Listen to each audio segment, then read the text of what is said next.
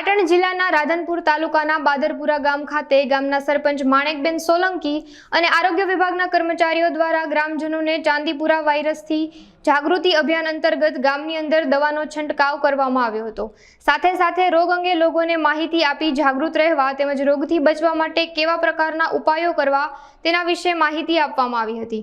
0 થી 14 વર્ષની ઉંમરના બાળકોને આવો રોગ વધુ અસર કરતો હોય છે, ત્યારે આ અંગે બાળકોને જાગૃતિ રાખવા વાલીઓને માર્ગદર્શન પણ આપવામાં આવ્યું હતું। આથી બાદરપુરા ગામના ગ્રામજનોને જણાવવાનું કે હાલમાં જે રીતે તમે ન્યૂઝમાં જોયું હશે કે ચાંદીપુરા વાયરસના કેસો વધતા જાય છે અને એ બાળકોને થતો એક ખતરનાક રોગ છે।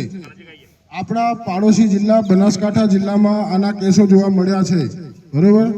તો આનાથી આપણે કઈ રીતે સાવચેતી રાખવી તે માટે થઈને આરોગ્યની ટીમ તથા ગ્રામ પંચાયત બાદરપુરાની ટીમ તરફથી આજે એક અભિયાન ચાલુ કર્યું છે, જેનાથી પાવડરનો છંટકાવ કરીએ છીએ અને ગ્રામજનોની જાગૃતિ માટે માઇક આઈસી કરીએ છીએ। તો આના માટે શું કરવું જોઈએ? તો કેવું છે કે આ એક સેન્ડફ્લાય નામની નાની માખી દ્વારા ફેલાતો રોગ છે અને એ માખી પાણીમાં નહીં પરંતુ જે ભીની માટી હોય કે ધૂળ હોય એવી જગ્યાએ વિકસિત થાય છે। પછી ચેપગ્રસ્ત થયા પછી એ જે દિવાલો હોય છે જ્યાં પ્લાસ્ટર નથી કરેલું, તો એવી દિવાલોમાં ઈંટો વચ્ચે જે જગ્યા હોય તો તિરાડ હોય એવી જગ્યાએ રહે છે। પછી પેલું જે છાણની લેપણવાળી દિવાલો હોય છે એવી દિવાલો પર બેસે છે। હાલો, હા, આ રોગ સૌથી વધારે અસર 0 થી 14 વર્ષના બાળકોને અસર કરે છે। 15 વર્ષથી નાના બાળકો જેના પણ ઘરમાં હોય તેમને આ રોગ વિશે ખાસ ધ્યાન રાખવું જોઈએ છે। આનાથી બચવાના ઉપાયોમાં તમે શું કરી શકો? તો તમારા ઘરની આજુબાજુ જો કોઈ એવી જગ્યા હોય કે જ્યાં તમને લાગે કે માખી મચ્છર રહી શકે તો એવી જગ્યાને સ્વચ્છ કરો, તેનો નિકાલ કરો, બરોબર। બાકી તમારા ઘરની દિવાલમાં જો પ્લાસ્ટર ના કરેલું હોય અને ઈંટો વચ્ચે જગ્યા હોય કે તિરાડ હોય તો તેને માટી અથવા સિમેન્ટથી ભરી દો।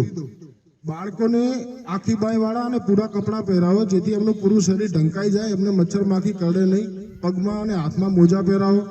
રાત્રે સુવા વખતે મચ્છરદાનીનો ઉપયોગ કરો અથવા ઓડોમોસ નામની એક ટ્યુબ આવે છે જે લગાવવાથી મચ્છર કરડતા નથી કે માખી કરડતી નથી, એ ટ્યુબનો ઉપયોગ કરો।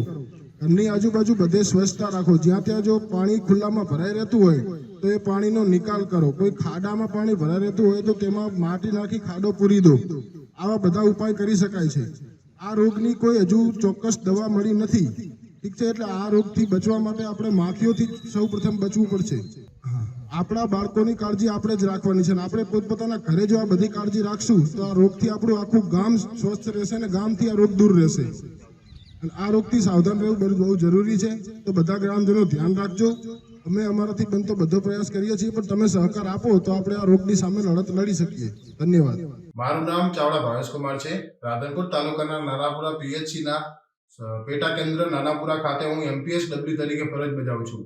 મારા આરોગ્ય કેન્દ્રના વિસ્તારના બાદરપુરા ગામમાં આજે બાદરપુરા ગ્રામ પંચાયતના સરપંચ શ્રી મુકેશભાઈ સોલંકી તથા ગ્રામ પંચાયતના દરેક સભ્યો સાથે મળીને આરોગ્ય ટીમ દ્વારા દરેક શેરી ફરીને મેલેથિયન 5% પાવડરનો છંટકાવ કરવામાં આવી રહ્યો છે તથા અમે માઇક દ્વારા દરેક ગ્રામજનોને દરેક મહેલામાં ફરીને જણાવીએ છીએ કે આ રોગને થી આપણા 15 વર્ષથી નાના બાળકોને જો રોગ થાય છે તો આ બાળકોને રોગથી કઈ રીતે બચાવી શકાય, રોગના અટકાયત માટે શું પગલાં લઈ શકાય તેની આઈસી કરીએ છીએ અને દરેક ગ્રામજનોને જાગૃત કરી રહ્યા છીએ।